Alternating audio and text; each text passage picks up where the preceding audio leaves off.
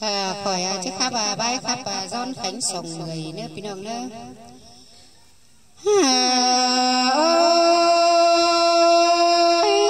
còn nhé là chiếc khánh bé là chốn kem mười sợi tê đâu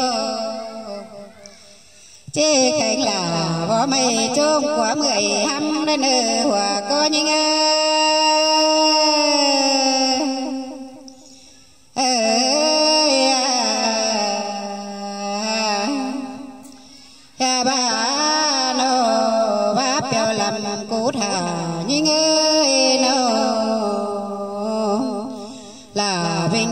sao nữa trên hồn trắng nào sang nái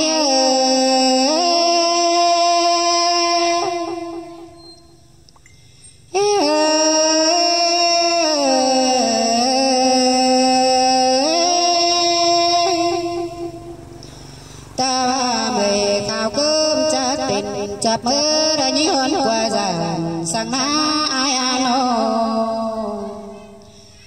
hình ta bà đã phản cho cơn những hôn lọ quan sang lò hòa có những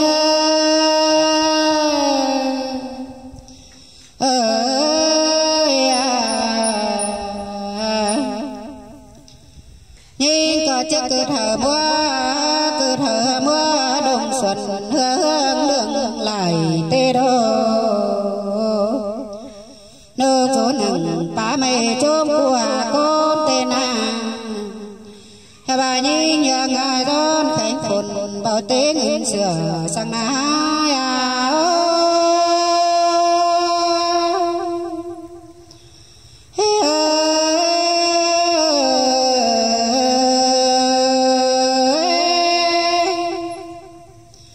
mấy ơn sửa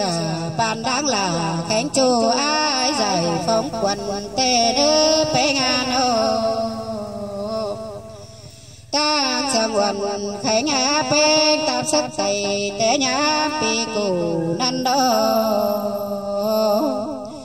hà bà ta sang á làm khánh đầu mình chu năn á ai ano tam sắc khỏi xe bàn té mưa pi cày năn lo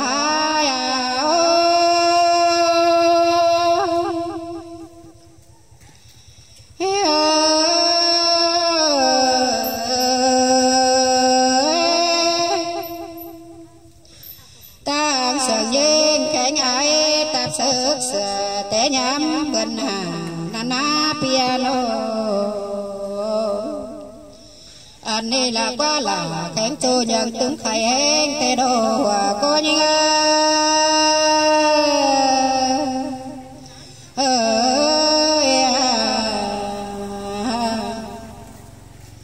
nhưng khánh phê nhận từ má lại khẩu tê đồ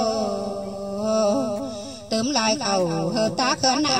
đi giờ số mà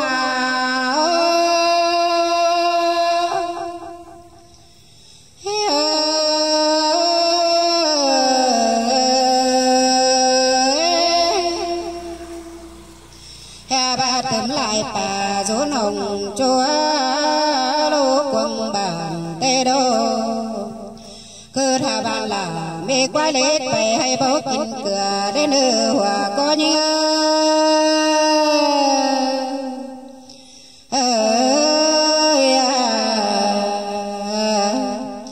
cơ thà mương bê nghe nà nọ mê quái khẩu phừa hay ná là bao kín nhà tê đô cơ thà bạn là tầm hồ khế tam hồ khít kem điền sai lệnh tê nê cơ thảo mương pe ngàn nó phong xoay kèm tiếng khen sỏi để đưa hòa có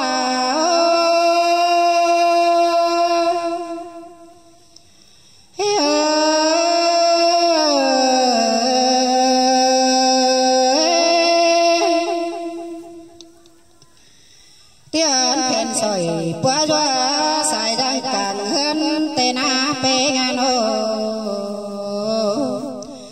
anh đi là quá lào lúc mưa lào lắc mưa gió sùng ơi rót qua mà tàu tê đô nhà ba thường bó khẩm phải đi đón đẹp nhang mai cơn đi hòa có những